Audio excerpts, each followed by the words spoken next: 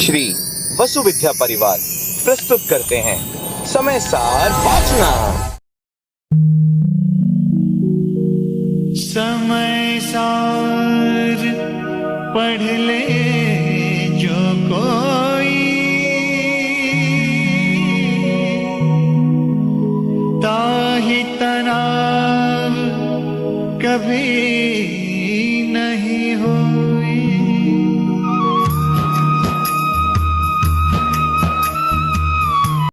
परम पूज्य आचार्य भगवान श्री कुंद कुंद स्वामी मुनि महाराज की, परम पूज्य चारित्र चक्रवर्ती आचार्य भगवान श्री शांत सागर जी मुनि महाराज की, परम पूज्य सिद्धांत चक्रवर्ती आचार्य भगवान गुरुदेव श्री विद्यानंद जी मुनि महाराज की, श्रीमद् जैन धर्म की,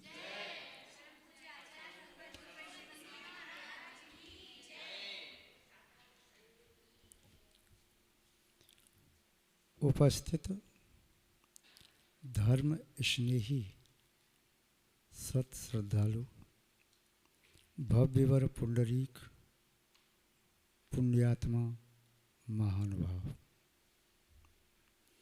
आचार्य भगवान कुंद कुंद स्वामी द्वारा विरचित समय सार ग्रंथ की वाचना चल रही है। उस वाचना में आचार्य महोदय आत्मा के वैभव को प्रत्यक्षवत भव्य जीवों के यथार्थ प्रस्तुत कर रहे हैं।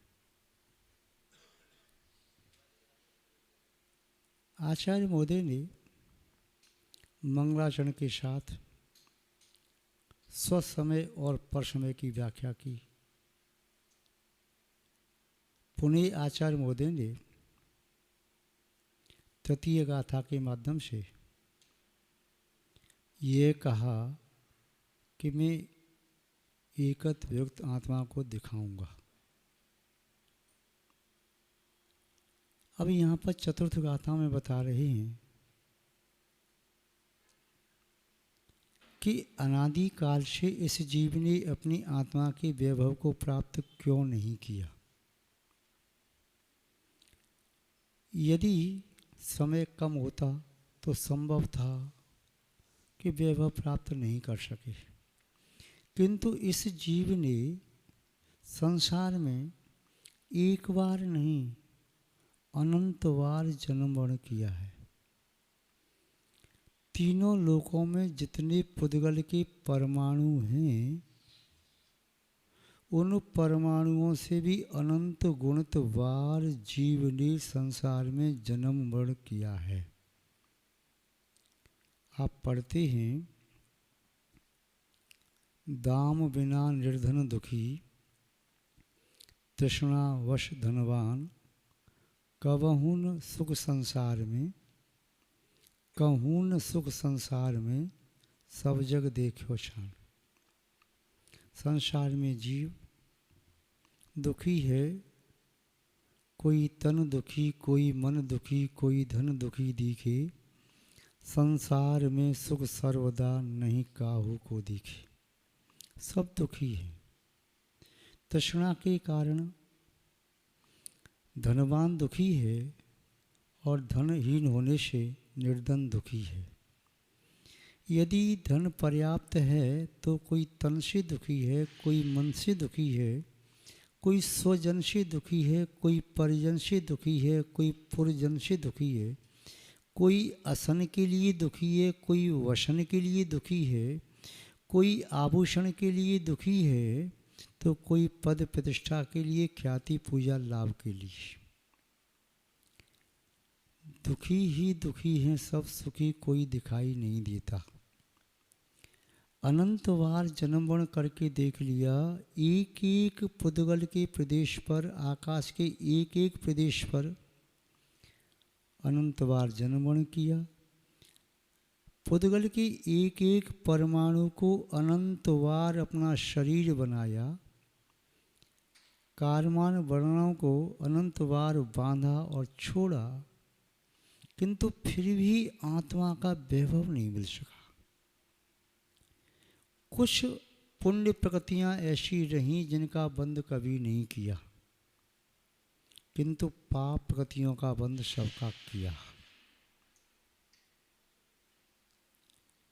फिर क्यों नहीं आत्मा का वैभव प्राप्त हुआ? एक चींटी या कोई भी छोटा जानवर, जंतु यदि किसी सर्किल पर घूम रहा है, गोल सर्किल में घूम रहा है, तो केंद्र तक पहुंचने में कितना समय लगेगा? कब तक पहुंच जाएगा?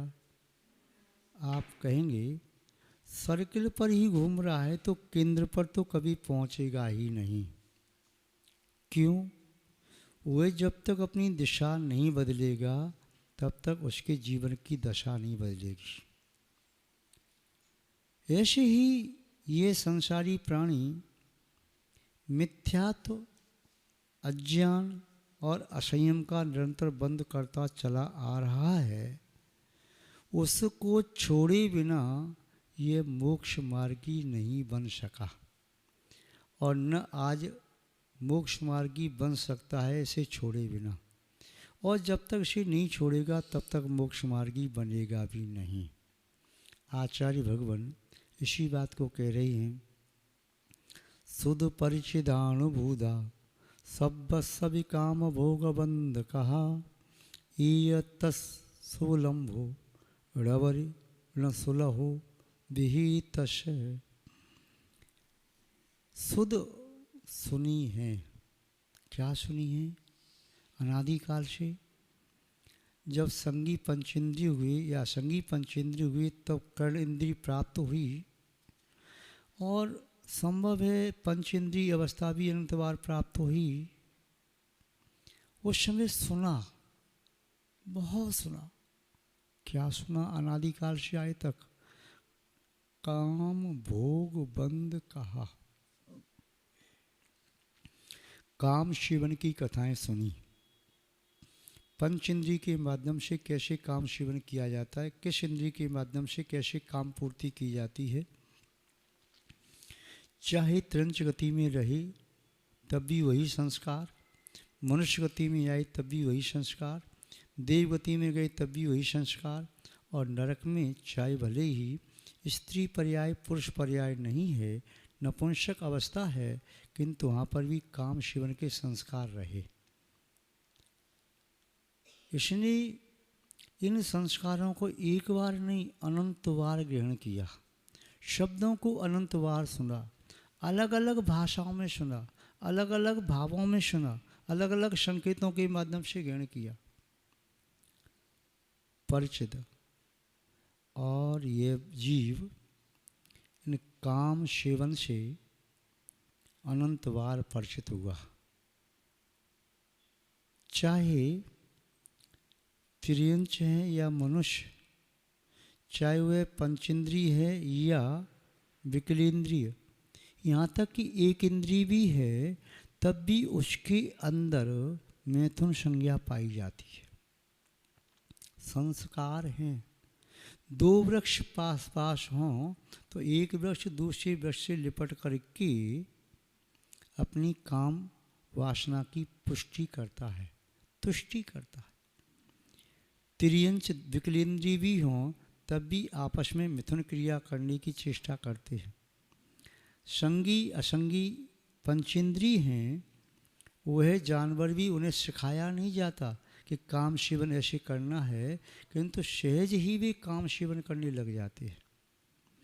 कहीं कोई ऐसा स्कूल, विद्यालय, पाठशाला, कॉलेज आदि नहीं है जिसमें काम सेवन की बात बताई जाए।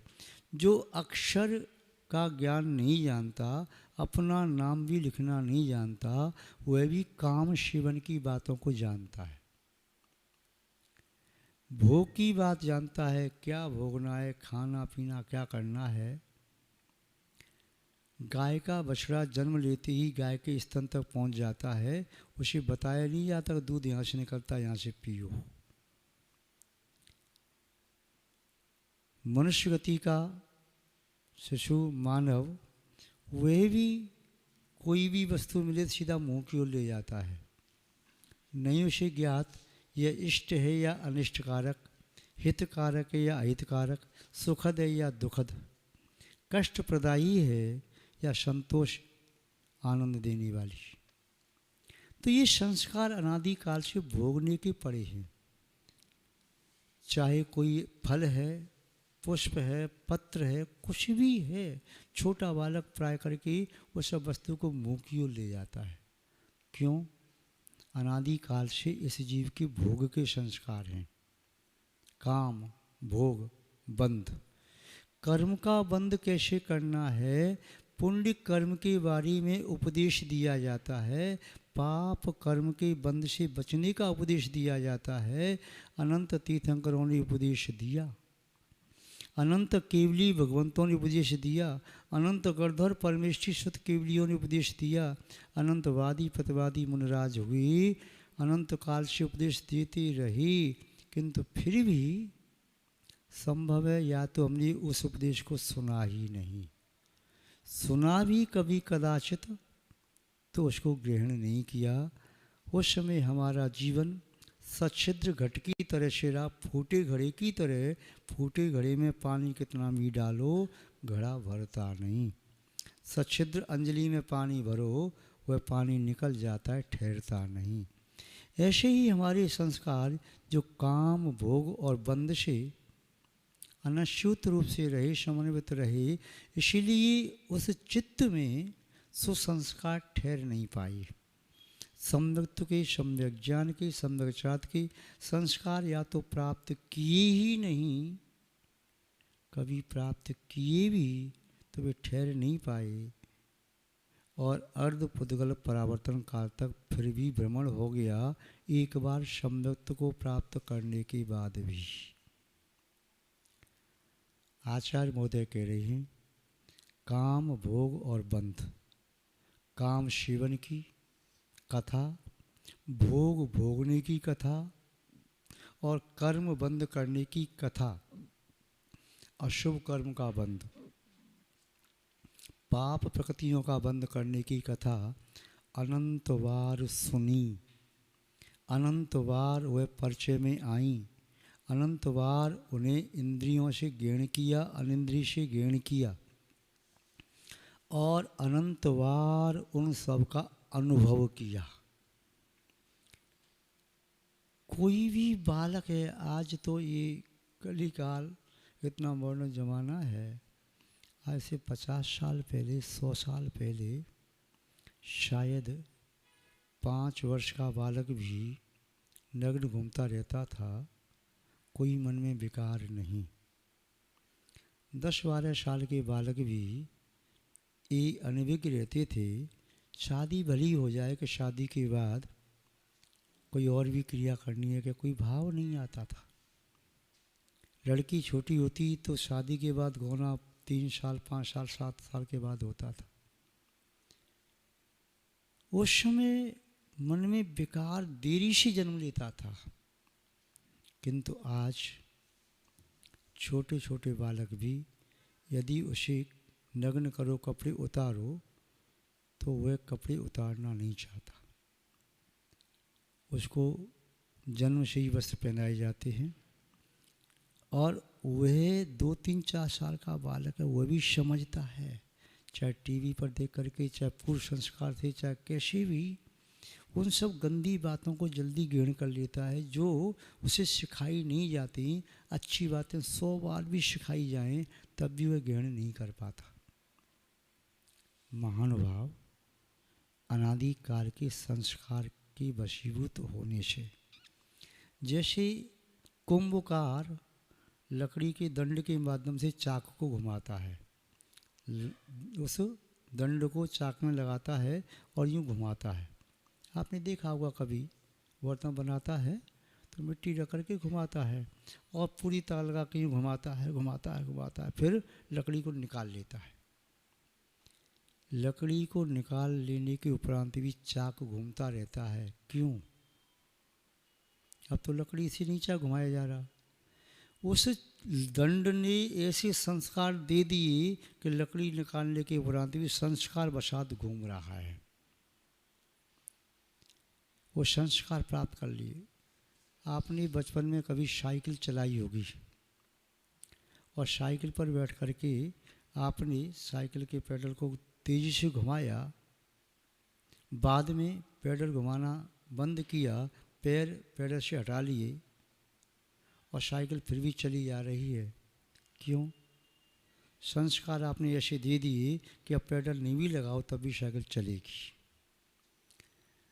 कोई भी गाड़ी स्पीड में चल रही है और पुनः गाड़ी को रोकते रोकते भी गाड़ी 10-20 फीट तो चली जाती है। कई बार ढाल पर ड्राइवर क्या करता है, ढाल ज़्यादा है तो फिर गाड़ी को बंद कर देता है, जिससे उसका डीजल पेट्रोल न जले, गाड़ी फिर भी चलती चली जाती है। महानुभाव, पानी की गति अधोगति है, अपने आप नीचे चला जाता है बहता हुआ। ऊपर ले जाने के लिए पुरुषार्थ करना पड़ता है, मोटर लगानी पड़ती है या पानी से बाल्टी आदि से भर के ले जाओ। ऐसे ही अधोपतन की ओर हमारे संस्कार अनादि काल के हैं। हमें कुछ नहीं करना किंतु अपना कल्याण करने के लिए संस्कारों को प्राप्त करना होता है। तो यहाँ पर आचार्य महोदय कह रहे हैं, काम भोग बंध कहा। काम सेवन की, भोग भोगने की और अशुभ प्रकृतियों का बंद करने की कथा इस जीव ने अनंत बार सुनी है। इस जीव ने अनंत बार उनसे परिचय किया है। इस जीव ने अनंत बार उनका अनुभव किया है, किंतु क्या नहीं किया आज तक। संसार में अनादिकाल से सब कुछ किया, देखा, सूंघा, भोगा, स्पर्श किया, सुना, उसके बावजूद भी कुछ ऐसा रह गया है अगम्य, जिसको आज तक सुना नहीं, जाना नहीं, देखा नहीं, स्पर्श नहीं किया, चिंतन नहीं किया। वह क्या है? एकत्व विभक्त आत्मा की चर्चा सुनी नहीं। अपनी एकत्व विभक्त आत्मा जो काम भोग बंध से विभक्त अलग पृथक अपनी आत्मा है, परमात्मा बनने का इसका स्वभाव है, उस आत्मा के बारे में न तो सुना, न सुनाया, न परिचय में आत्मा आई, न आत्मा का अनुभव किया। क्योंकि संसार में काम भोग बंध की कथा सुनाने वाले अनंत मिले, किंतु आत्मा की चर्चा करने वाला कोई नहीं मिला। काम भोग बंध की कथा के बारे में प्रैक्टिकल दिखाने वाले अनंत दृश्य दिखाई दिए, किंतु आत्मा कैद करने वाले दृश्य दिखाई नहीं दिए। उनका हमने बार बार चिंतन किया, काम भोग बंध की कथा का चिंतन किया। कभी रात में नींद खुल गई तो पूरी रात निकल गई उन गंदे गंदे विचारों में। दिन में कभी ख्याल आ गया तो भूख प्यास भी भूल गई, गंदे विचारों में डूबे हैं। किंतु आत्मा का चिंतन करने के लिए, आत्महित करने के लिए शास्त्र की 2 लाइन भी पढ़ना शुरू किया, किसी ने सुनाया तो आपको वह नींद आने लगी। महामंत्र का जाप करने के लिए माला उठाई, उवासी आने लगी, नींद आने लगी। कहीं भगवान की पूजा अभिषेक का विचार मन में आया तो सुबह नींद ही नहीं खुली, आँख नहीं खुली। या मन नहीं लग रहा है पूजा में, अभिषेक में, मंदिर गई, 2 मिनट के बाद मंदिर से बाहर आ गई, बाहर बैठ के घंटों चर्चा कर ली, गप लगा ली, पर भगवान के सामने 1 मिनट भी भगवान के चरणों में दृष्टि एकाग्र नहीं की। 1 मिनट भी नाभि कमल पर दृष्टि एकाग्र नहीं की। 1 मिनट के लिए भी हृदय कमल पर दृष्टि एकाग्र नहीं की। 1 मिनट के लिए मुख कमल पर या भगवान के नेत्रों पर या भाल पर कहीं दृष्टि को, चित्त को एकाग्र नहीं किया। जैसे माना कि उनकी शक्ति को वे मिथ्या दृष्टि जीव झेल नहीं पा रहा है, इसलिए मन में ख्याल भी नहीं आया, दृष्टियाँ जाती ही नहीं। मंदिर भी गया तो दृष्टि कहाँ गई, ये पिलर ऐसा है, ये ऐसा है, छत ऐसी है, ये झूमर ऐसा टंगा है, ये ऐसी चीज़ है। अन्य अन्य कामों में लगी रही दृष्टि, पर उपयोग 3 लोक के नाथ के चरणों में नहीं गया, वीतरागता पर नहीं गया, उनकी सर्वज्ञता पर नहीं गया, उनकी हितोपदेशता पर नहीं गया, अन्य अन्य जगह गया। कभी कोई चर्चा कर भी रहा हो आत्मा की तो सुनने में न तो पहले आई, किंतु कभी कर्णगोचर शब्द हुए भी तो ऐसे लगे जैसे कोई कान में तेजाब डाल दिया हो, तो इसलिए सुनने का मन नहीं हुआ। ऐसे वहाँ से भागे जैसे मधुमक्खी काट रही हूँ, क्योंकि तीव्र मिथ्या दृष्टि जीव धर्म के समागम को प्राप्त नहीं कर सकता, देव सतगुरु की सन्निधि प्राप्त नहीं कर सकता, धर्म के शब्दों को भी नहीं सुन सकता। आचार्य महोदय कह रहे हैं कि शुद्ध परिच्छेदान भूदा सब्बस्व काम भोग बंध कहा एयतस सुलंभो। काम भोग बंध के साथ आत्मा का एकत्व भाव जो बना रहा, बहिरात्म दृष्टि रही, बहिरात्म अवस्था रही, देह जीव को एक गिने बहिरात्म तत्व मुदा है, आत्मा को शरीर को एक मानते रहे, आत्मा का स्वरूप भोगों को काम सेवन को मानते रहे, पाप कर्म के बंध को आत्मा का स्वरूप मानते रहे, आसव को आत्मा का स्वरूप मानते रहे, ये तो सब तो सुलभ रहा। एक बार सोचा ऐसा मिल जाए, 4 बार मिला, 4 बार सोचा तो 1000 बार मिला, और 1000 बार सोचा तो बेशुमार असंख्यात अनंत बार मिला। अशुभ अशुभ मिला, शुभ नहीं मिला।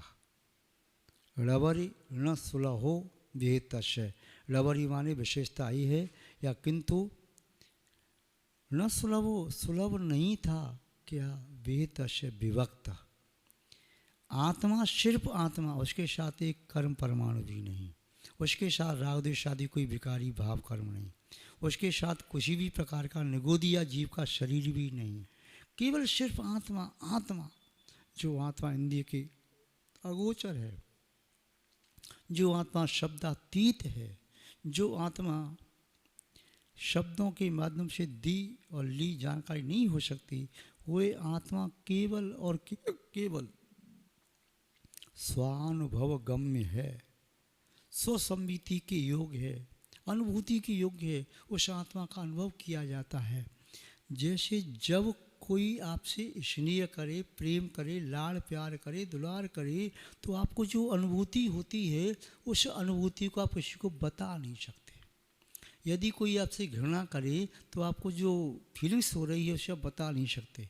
यदि आपसे कोई बैर बांधे, क्रोध करे तो आप बता नहीं सकते। यदि आपको कहीं कष्ट हो रहा है, पैर में कांटा लग गया, क्या अनुभूति हो रही बता नहीं सकते। यदि आप यथेच्छ भोजन कर रहे हैं, आनंद आ रहा है, बता नहीं सकते। या आप भोगों का सेवन कर रही हैं और आप भौतिक आनंद का अनुभव ले रहे हैं, बता नहीं सकते। जब पुद्गल जन्य आनंद का भोग करती हुई आत्मा वह भी अवक्तव्य शब्दों से परे है, तो शुद्ध आत्मा की अनुभूति कैसे बताई जा सकती है। वह तो स्वयं के अनुभव में ही आती है। हमारी अनुभूति हमारे अनुभव में और आपकी अनुभूति आपके अनुभव में। आज भी अभी भी यहाँ बैठ कर के आप शांति का अनुभव कर सकते हो, किंतु शांति से बैठोगे तब। दौड़ धूप करते हुए चित्त में बेचैनी की स्थापना करके अशांति और कलह को बुला करके शांति का अनुभव नहीं किया जा सकता। व्यक्ति चाहता है मैं तीव्र गति से दौड़ता हुआ स्थिरता का आनंद ले लूं। अरे तीव्र गति से दौड़ते हुए व्यक्ति एक सुई में धागा नहीं डाल सकता। आत्मा की अनुभूति और शांति कहाँ, उसके लिए भी बैठना पड़ता है। नेत्र की दृष्टि वहीं लगानी पड़ती है, तब धागा डाल पाता है। उसमें भी कई बार होता है, कई बार धागा इधर का इधर हो जाता है, बाद में प्रयास करने पर तब डाल पाता है। जब सुई का छेद इतना बड़ा है, धागा है, सूक्ष्म है, फिर भी नहीं, तो आत्मा तो अत्यंत सूक्ष्म है। उस आत्मा का अनुभव ऐसे कैसे हो जाएगा। जैसे किसी जलाशय के पानी को देख करके शरीर में शीतलता का अनुभव नहीं होता, जो उसमें अवगाहन करता है तो उसे जो आनंद आता, अनुभव आता है, वह अनुभव देखने से तो नहीं होता। ऐसे ही जब आत्मा की शांति को, आत्मा के वैभव को, आत्मा के स्वरूप को प्राप्त करना है तो अनात्मा को दूर करना होगा।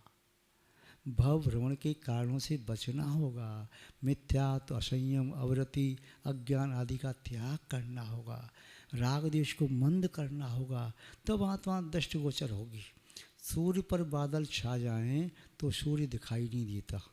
सूर्य पर यदि बीच में छत आ जाए तो सूर्य दिखाई नहीं देता। और तो और यदि आप छाता लगा लें तो सूर्य दिखाई नहीं देता। इतना बड़ा सूर्य जो प्रकाश देने वाला है आपके, जैसे जम्बू द्वीप में 2 सूर्य हैं, तो ये सूर्य आपको दिखाई नहीं दे रहा, इतना प्रकाश पुंज है, फिर वह सूक्ष्म आत्मा कैसे दिखाई देगी? उस पर एक नहीं 148 कर्म प्रगतियों का लगभग पटल जमा हुआ है। कुछ प्रगति छोड़ दो, उन्हें छोड़ करके उनके पटल के पटल जमे हैं।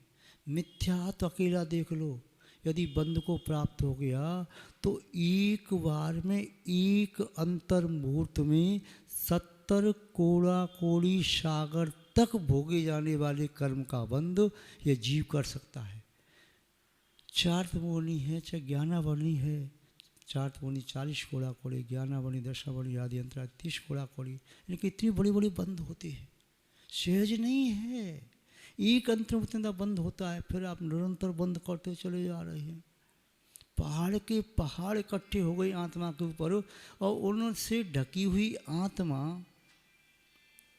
अपनी शुद्ध दशा का अनुभव कैसे करे? यदि कोई आपकी आँखों पर पट्टी बांध दे तो सामने बहुत बड़ा पहाड़ भी दिखाई नहीं देगा, बहुत बड़ा समुद्र भी दिखाई नहीं देगा पट्टी बांधने से। चाहे 2 अंगुल की पट्टी है, दिखाई नहीं दे रहा। फिर आत्मा पर तो कर्मों का आवरण है, कैसे दिखाई दे आत्मा? इतने कर्मों का आवरण। यदि कहते तिल की आड़ में ताड़, आँख का रेटिना है, यहाँ पर कोई यदि मोतिया बिंदु काला पानी हो तो सामने बड़ी वस्तु भी दिखाई नहीं देती। और फिर जिस आत्मा पर अनंत काल तक भोगे जाने वाले कर्मों का बंध हो रहा हो, वह आत्मा अपनी शुद्ध दशा का अनुभव कैसे करे? उसमें भी बात क्या है कि जो जैसा होता है वैसे व्यक्ति को खोज लेता है, उसके पास अच्छा लगता है। आपका जो नेचर है, आपकी जो प्रकृति, आपका जो भाव स्वभाव है, आपका मन उसी के पास बैठने का होगा जिसका नेचर आपसे मिलता है। आपके नेचर से डिफरेंट नेचर वाला है तो आपसे उसे बोलेंगे ही नहीं, आजू बाजू से निकल जाएंगे।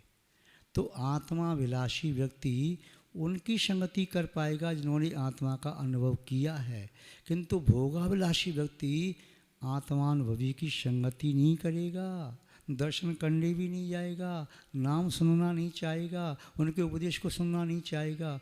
उसे जिसमें अच्छा लग रहा है उस भोग सामग्री की बात करवाओ, भोगी व्यक्तियों के बीच में जाएगा, 100 कष्ट उठा कर के भी वह उसे ही प्राप्त करना चाहेगा जो उसे अच्छा लग रहा है। मिथ्यात्व के कारण, अज्ञान के कारण, असंयम के कारण उसे भववर्धक हेतु अच्छे लग रहे हैं। इसलिए एकत्व विभक्त, एक अकेली आत्मा, उसके अलावा अनात्म रूप सब चीज, वो समग्र चीज उससे अलग पृथक अनुभव में नहीं आ रही। और जब आत्मा का अनुभव होगा तो वो सब चीज़ पड़ी रह कर के भी हानि न पहुंचा पाएंगी। यदि आप इस भवन में अंदर हैं, बाहर से कोई व्यक्ति पानी की बौछार करे, धूल मिट्टी फेंके, कुछ भी करे तो आप सुरक्षित हैं। ऐसे ही जब योगी ध्यान में लीन होता है तो कर्मों का प्रभाव फिर मंद हो जाता है, पड़ता नहीं। और जब तक बाहर घूमता रहता है तब तक कर्म अपना तीव्र फल देने से बाज आते नहीं, और वह इस आत्मा को ऐसे नचाते हैं जैसे कोई मदारी बंदर को बांध करके नचाता हो। अनादि काल से हमारी आत्मा कर्म रूपी मदारी के द्वारा नचाई जा रही है। ये बंदर यदि अपनी शक्ति को पहचान ले तो मदारी पर वार करके उसे घायल कर सकता है, मृत तक कर सकता है और स्वयं स्वतंत्र हो सकता है। ऐसी आत्मा अपनी शक्ति को पहचान ले तो कर्मों को अंतर मुहूर्त में चूर चूर कर सकता है। कुछ एक भव लेकर के इन कर्मों की होली जला सकता है। जैसे सूखे जंगल में आग लगा दी जाए तो सब स्वाहा हो जाता है, ऐसे ही शुद्ध ध्यान के बल से, निर्विकल्प ध्यान के बल से स्वरूपाचरण चार्थ में लीन होकर के शुद्ध उपयोग की दशा का अनुभव करते हुए जीव अपने सभी कर्मों को नष्ट कर सकता है, किंतु आज इस काल में नहीं, क्योंकि आज शयननहीन है।